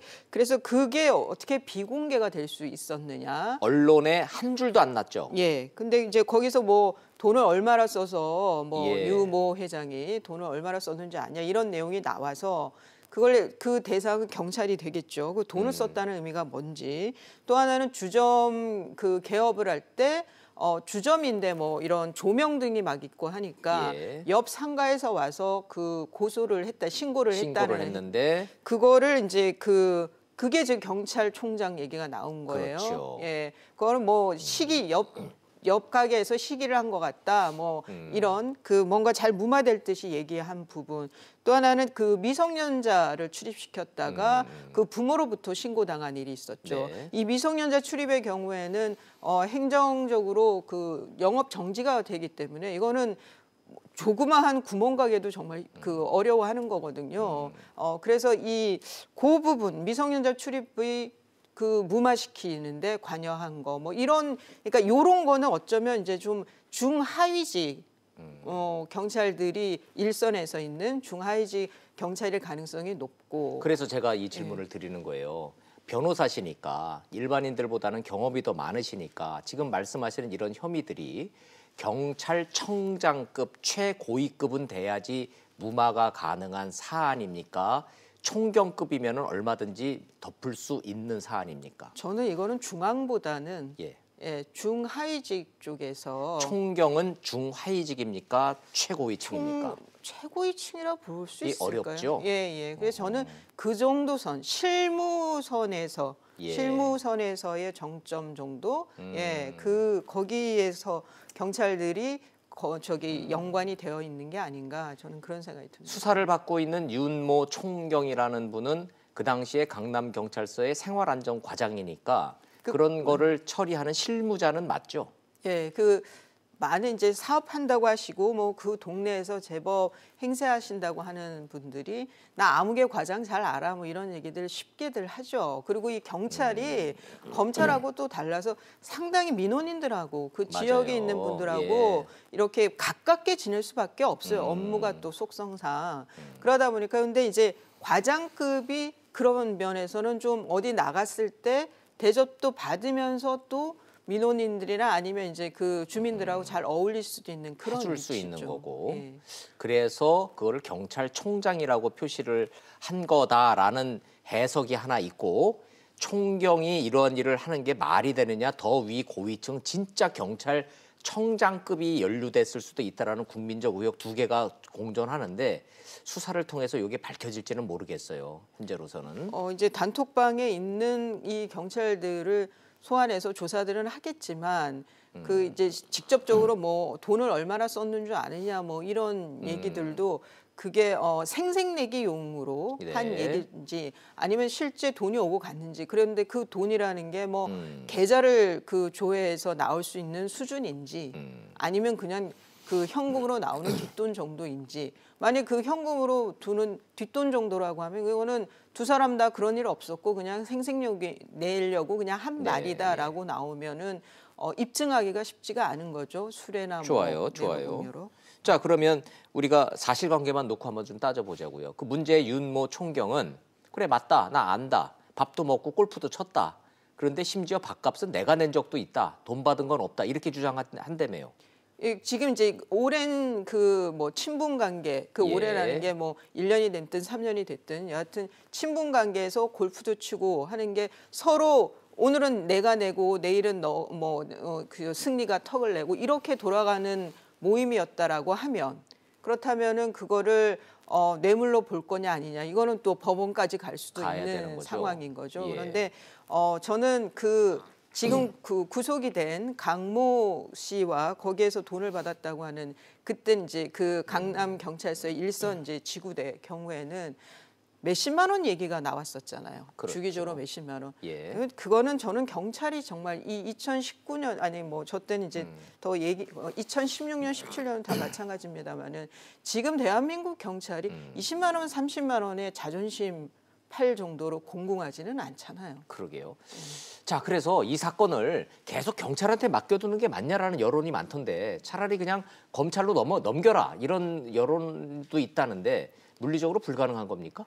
지금 이제 그 권익위에서 그 톡방에 단톡 올라와 있던 뭐 USB를 지금 대검찰청에 넘겼고, 그래서 대검찰청에서는 이제 일성중앙지검에 넘겼다고 하는데 지금 경찰의 수사 결과를 보겠죠. 추이를 지켜보다가 뭐 경찰이 대폭 빠진 상황에서 무슨 성범죄 정도 뭐 이런 정도로 무만 그 결과가 나온다고 하면은 검찰이 개입할 여지도 있어 보입니다. 그런데 검찰은 개입하고자 맘먹으면 언제든지 개입할 수 있죠, 법적으로. 어차피 기소권을 검찰이 쥐고 검찰이 있으니까. 갖고 있으니까요. 예. 예. 그런 면에서 경찰도 뭐 명운을 걸고 우리가 수사하겠다라고 해서 저는 조직을 지키는 것이 더 우선이 아닐까 싶은데 현 경찰 수뇌부는 이게 지금 현 단계에서 수뇌부가 뭐 연관이 되었다 이런 증거가 나와 있는 건 아니라서. 그렇죠. 예. 그럼에도 불구하고 민가병 경찰청장은 126명을 투입했다는 얘기는 서울광역수사대에 있는 머리 좋고 일 잘하고 뭐 똑똑한 경찰은 전부 다 차출해서 좀 투입한 거잖아요. 뭐 그 조폭에서 뭐 범죄와의 전쟁 거의 하듯이. 범죄와의 전쟁 수준인데. 예, 거의 그런데 예. 결과가 뭐 경찰 몇 명, 8명 나왔지만 몇 명, 뭐 그렇다 그러면은 납득할 만한 분이 국민들이 몇 분 그러게요. 계실까요? 결국 또 검찰로 갈 것 같기는 한데. 근데 이 와중에 왜 차태현, 김준호 연예인들은 왜 내기 골프 얘기는 이건 또 왜 또 툭 튀어나왔습니까? 이게 어디서? 어떻게 흘러나왔는지 모르겠는데 저 그 정준영 씨의 단톡방에 또 이것도 또 카톡이에요? 예, 1박 2일 그 멤버들끼리의 단체 방이 있었다는 거죠. 거기에서 차태현 씨가 김준호 씨하고 어디 가서 골프를 치는데 200만 원이 넘는 돈을 이제 우리 내기 골프 해가지고 내가 땄다. 이 사건과는 아무 아무 상관없이. 상관없습니다. 예. 근데 그게 이제 200만 원이 넘는 돈이니까 타당 뭐 5만 원, 10만 원 뭐 이런 얘기가 나와요. 어이구. 그러면 이건 내기 골프 그건 저건 그 도박 정도면 아니냐? 도박 수준이네. 아니냐? 예. 그렇게 해서 두 사람 다 이제 방송에서 하차하겠다, 방송 활동 중단하겠다라고 이제 했는데 저게 이제 내기 그러니까 도박죄에 해당이 되느냐 안 되느냐를 떠나서 이게 이제 뭐 태국이었다고 하는데 보통 그러니까 이제 연예인들이 골프 치러 가가지고 뭐 이렇게 내가 내기 세게 했다라고 자랑질을 했구만요, 카톡에다가. 예, 그리고 그 딴 돈은 다 돌려줬다는 거예요. 이제 예. 그 맛만 보고. 근데 그 왜 돈을 저렇게 뭐 이제 골프 칠 때 한마디로 세게 내게 하는 분들이 있잖아요. 그럴 때 보면 그 가치가 이제 그 같이 일하고 이런 캐디들 보기에 민망한 사람들이 있어요. 예, 돈을 예. 그렇게 쓰는 걸 보면. 저는 뭐 도박죄에 해당되느냐를 떠나서 소위 이제 그 유명한 공인들인데 유명한 연예인으로 좀 행위 자체가 썩 에이. 좋아 보이는 건 아니다 싶어요. 사건과 아무런 상관없는 거 가지고 우리가 시간을 썼네요. 그죠? 네. 상관은 아유, 없지만 연예인들 내기 어떻게 골프 살고 있는지는 보인 거죠. 예, 유명 뭐 연예인이. 방송 하차한다고 그랬는데 또 슬그머니 또 나오겠죠. 때 되면은 돈 많아서 좋긴 좋겠네. 몇 백만 원씩 내고 내기 골프나 하고 다니고. 에이. 그러니까 그저 씁쓸해요. 에이 하면서 이제 시청자 여러분들이 저 못마땅해 하실 것 같아요. 또 이 문자 올라 또 이것도. 자, 우리 저 연예인들 얘기는 요 정도로 하는 걸로 하고 시간이 예. 없으니까 빨리빨리만 좀 가보죠. 저 이번에 장관 후보자들은 뭐 대충 그냥 넘어갈 줄 알았더니 왜 이렇게 또 재산 문제가 새삼되고 있습니다. 지금 주말에 나왔던 거는 이제 진영 진영 의원. 예, 행안부 그 용산 장관. 토박이잖아요. 예, 근데 부인이 이제 좀 유명한 소아과 의사죠. 예, 예. 그런데 그 지역 안에 있어 용산 용산에? 안에 소위 말하는 이제 딱지를 샀다는 거죠. 근데 그 그거 좀 유명한 뭐- 그 사람 죽었던 그 재개발이요. 예, 거기부터 한 300m 정도 떨어진 곳이라는데. 딱지 사는 거 불법입니까? 뭐 불법은 아니죠. 국회의원 부인이 용산 재개발 지역에 딱지를 산 거는 불법은 아니죠. 불법은 아니죠. 그런데 좀 묘한 게 공시지가의 절반 가격으로 샀더라고요. 샀어요? 예, 그럼 돈 그런데 좀 그게 버셨나요? 지금 분양권으로 그다음에 상가 두 채 분양권으로 해서 한 16억 정도의 차익이 생겼다는 거예요. 얼마 만에요? 2014년에 매수를 해서 5년 만에. 예, 5년 16억 만에 정도 차익을 봤다는 거죠. 그런데 뭐 불법성을 떠나서 남편 지역구 안에 있는 땅. 네, 뭐 그걸 투자라고 볼지 투기라고 볼지 지금 뭐 그 진정 장관 측에서는 실거주 목적이었다 우리는. 네. 예. 근데 실거주 목적이기에는 또 상가 두 개까지 딸려오기 때문에. 예. 부인이 했던 이 부동산 투자 문제가 될 것 같다라는 얘기. 그다음에 저 국토부 장관 후보요. 최정호 국토부 예. 장관 후보자. 뭐 저기 분양권 하나. 예, 분양권 하나, 뭐 증여 그다음에 문제는 다 나온 얘기고. 예. 근데 그 국토부 장관이 과연 이런 분이 장관이 되는 게 적절하냐? 예. 예. 세종에다 그 분양받은 거기도 펜트하우스를 받으셨더군요. 예, 155제곱미터인데요. 그럼 그럼 몇 한 평이에요? 50평 정도 되는 거죠. 예. 그런데 그게 공무원 특별 분양이었다는 거예요. 아. 그러니까 그 세종시에 잘 안 내려오니까 공무원들이 서울에서 그래서 공무원 특별 분양을 했는데 그게 처음에는 분양이 잘 안 되다가 최근에 프리미엄이 많이 붙었답니다. 그런데 저는 뭘 떠나서 좀 이해가 안 가는 게 공무원 특별 분양이면 이미 주택을 두 채나 갖고 있는 사람이 네. 그것도 고위직 공무원이 그 두 채라는 것도 잠실과 분당 정자에 있는 그분이 특별 분양을 신청을 할 수 있는 그 자격을 이미 갖고 있었다는 것도 저는 좀 많이 납득이 안 갑니다. 장관 되실 줄 알았으면 신청 안 했겠죠. 그때는. 그러니까 그런 특별 분양 신청을 할 수 있다고 그렇게 그 기준들을 만든 것 자체가 저는 납득이 안 가요. 그러니까 어느 분이 그런 말씀을 하더라고요. 공무원들은 자기들에게 좋은 자기들에게 유리한 기준들을 만들지 않았겠느냐. 이 공무원 특별 분양에 대해서도 한번 좀 들여다봐야 할 그런 그러게요. 예. 사안인 것 같습니다. 뭐 이제 김현철 그 통일부 장관 후보자 같은 경우에는 박광자 씨 피격 사건에 대해서 뭐 통과 의례였다 이런 뭐 발언 계속 문제될 거고.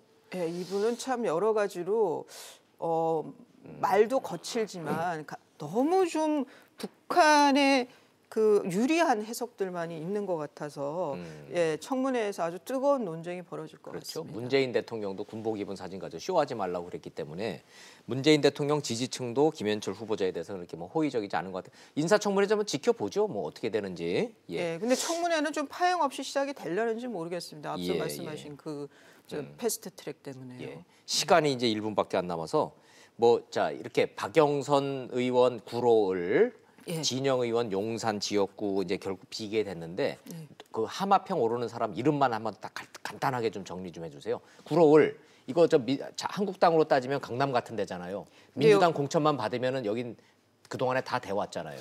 그게 이거 맞는 게 박영선 의원의 부동산을 보면 이제 구로 자기 지역구에 부동산을 소유하고 있지 않아요, 집을. 그것도 되게 이상한 거예요. 다른 곳에는 소유하고 있으면서 네. 그 정도로 좋은 지역인데 여기에 지금 이철희 의원 비례의원 비례군요. 비례의원이니까. 의원이 얘기가 돕니다. 본인이 희망한다. 구로를 받기만 하면 진짜 흔히 하는 말로 대박인데. 예. 용산은요? 뭐 용산은 그 저기 춘추 관장 출신이죠. 권혁기? 예, 아, 권혁기 얘기가 나오는데 그러니까 그런 얘기들만 나오고 있어요. 얘기만 나오고 있어요. 예. 여기에 또 이제 양정철 비서관 얘기도 뭐 구로 얘기도 나오고 있고. 근데 양정철 비서관은 처음부터 좀 총선에 나오고 싶어 한다는 얘기들이 있었는데요. 예, 그거는 내년 상황 돌아가면서 좀 봐야 될 것 같습니다. 지켜봐야죠. 예, 예, 여론이 어떻게 가는지. 어찌됐든 구로울, 용산 벌써 하마평 나돈다는 얘기까지 여기까지 듣겠습니다. 감사합니다. 예.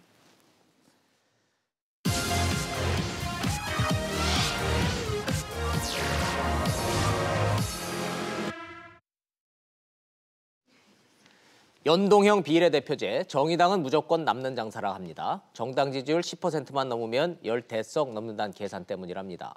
정당 지지도 낮은 바른미래당과 평화민주당, 득인지 실인지 자신은 없지만 이대로 가만히 있으면 죽으니까 일단 하자고 나선 것 같습니다.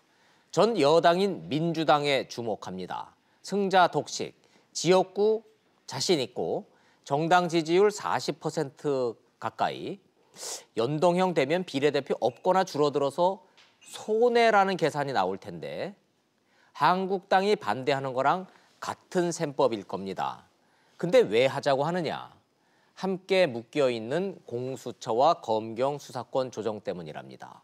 그러다 의석수 진짜 줄어들면 어떡할 건데 민주당 내부에선 걱정 말라 이렇게 말을 합니다. 한국당이 반대하는 한 어차피 안 된다. 욕은 한국당이 먹을 거고 손해볼 일 없다. 이런 셈법이랍니다. 연동형 비례대표제, 국회의원 정수 300명을 330명, 350명 이런 식으로 늘리지 않는 한 매우 도입하기 어렵다는 거 여야 5당 모두 너무 잘 압니다. 그런데도 하겠다니 참 신기하긴 한데 국민이 내용이나 제대로 알게 설명이나 자세히 좀 해줬으면 좋겠습니다. 국민을 위한 건지 정당을 위한 건지, 정당에 좋은 게 국민에 좋은 거다 이런 논리인데 국민은 그 믿음이 없는 게 본질적 고민 아닌가 싶습니다. 직설 마칩니다. 시청해 주셔서 고맙습니다. Thank you.